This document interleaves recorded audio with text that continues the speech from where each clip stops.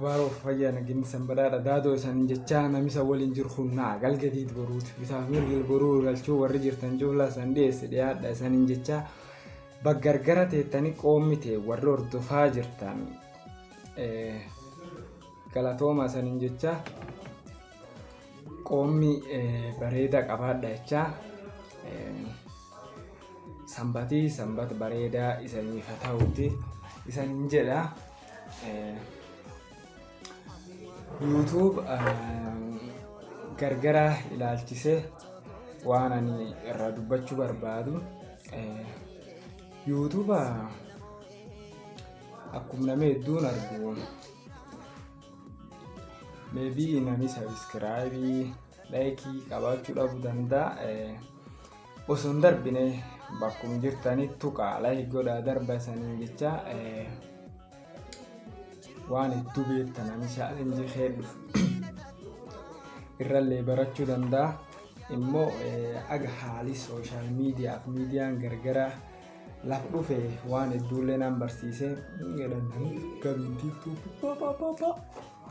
gamiin YouTube godhaa horii duubiyyoo jedhanii akkas horiyaan kaani namni fudhaatu mul'ate gamiin Facebook irra kasi akkas taate yoollee akkas isaan jedhan immoo namni bakkuma gargara taa'e kaayoo ofii kaa irraanfatullee ni jira kaayoo irraanfachuu qofallee osoo hin ta'in baggargaraatti aadaa booranaaf waan akka aadaa duudhaa durii keessa dhalanne gugurdan balleessaa namni yaa'ullee ni jira waan akkana kan cuuf irra wal gorsaa wal sirreessaa itti deemuun nurra eegama. Sagantaalee hedduu jira torbaanti yeroo lama sadii dhiyaannee YouTube isa miidiyaa yookaan galgish ijoollee amboo kaayedhan sun irraa wal argina wal haasofna. YouTube subscribe godhuu maatii channelii kennaallee taasisanii jecha akkuma barbaadde namni gisee agarii dhufeetti akkuma sallata ulee horii dirraan siladhaan kan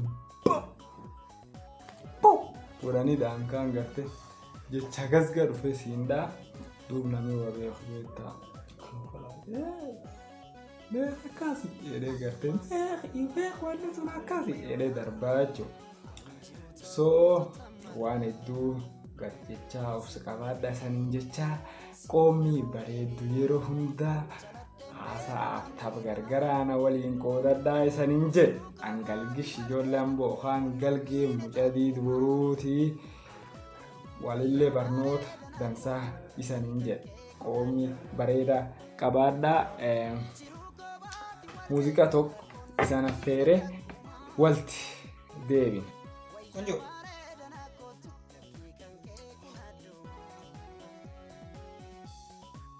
TikTok sisirba. Yantala borana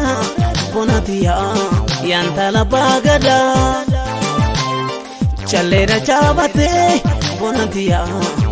baredi ada chalera chabate bonatiya baredi ada yantala borana bonatiya